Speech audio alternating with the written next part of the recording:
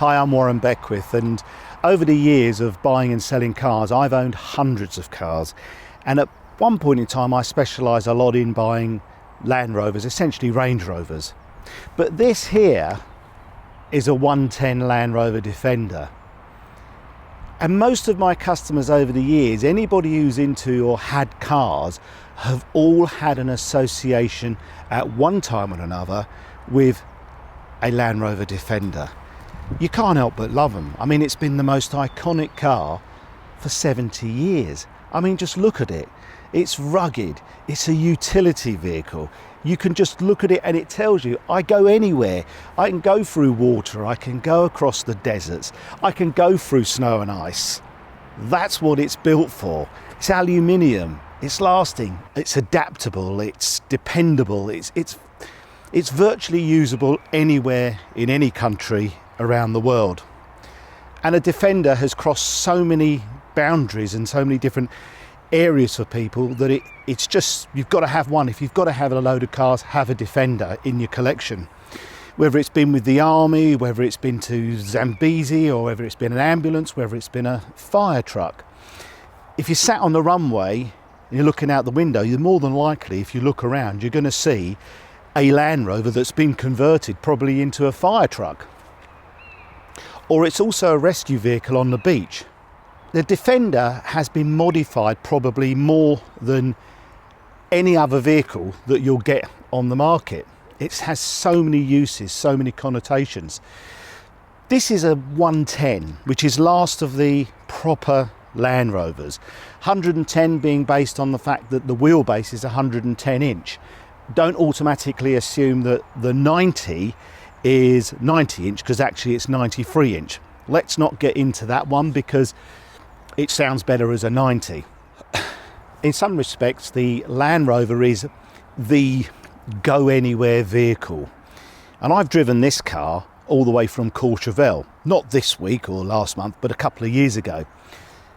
Since I've driven it, it's had some upgrades to it, which have been done at Bola. And if those of you who don't know who Bola is a company that does some upgrades to Land Rovers. It can be small upgrades that have been done to this, or it can be the enormous upgrades when you check this out. So today I've been driving this car with the upgrades, where it's had the fast road suspension, which has made an absolutely huge change to the way the car handles and works through fast corners.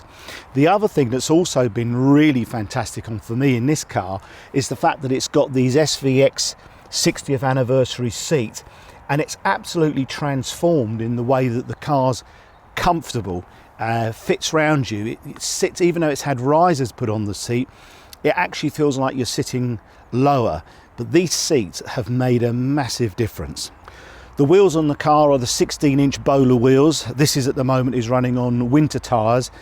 The car turns in well. It actually doesn't drift and drag as you would do on the previous Land Rover. It's got these checker plating, snow cows that are on the car. I've also got this super roll cage that goes over, which is more for protection, just in case you are giving it some and you end up around the mountain roads, whether it be in Chevelle or whatever, you're going to have a little bit of protection for you. But this to me is a really proper utility vehicle. If I compare this to a new Defender, there's no comparison. And the new Defender is sort of slipped into everything in the Land Rover range is luxury. Why do you buy a Defender? Because you wanted an agricultural vehicle to be as a utility vehicle. The new Defender is based on a Discovery chassis. And even though it may ride well, you've essentially got a Discovery with a different body on it, which is looking at like a modern Tonka toy. This is just my perception of it.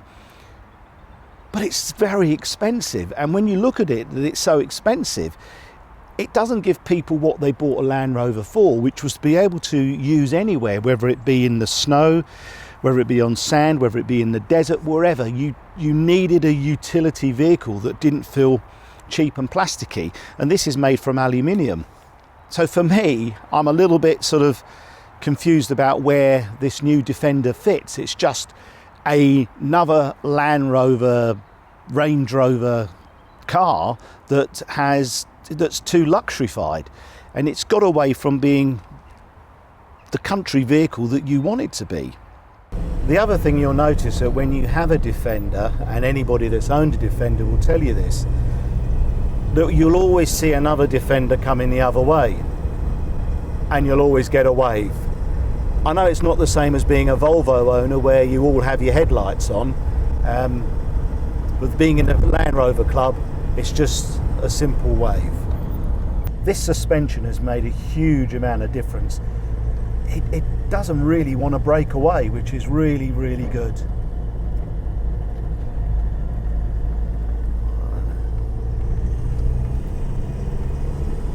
Sitting up high allows you to see over the bushes, see around the trees, see oncoming traffic. Just makes you feel that much more aware, makes you feel alive. You've got to drive a car. None of these cars with full self-driving. If I wanted full self-driving, I'd get a chauffeur. And I've mentioned this before, if you were having a free car garage, you really can't have a free car garage without having a Defender in your lineup. It's a reliable utility vehicle on any given Sunday. I tell you what, I'm really going to miss the fact that they're not making Defenders anymore. This is an iconic car that will stand the test of time for many years to go on. I'm not sure if the new Defender will fit into that bracket, but this one has definitely left its mark in history. And I love it. It's quirky.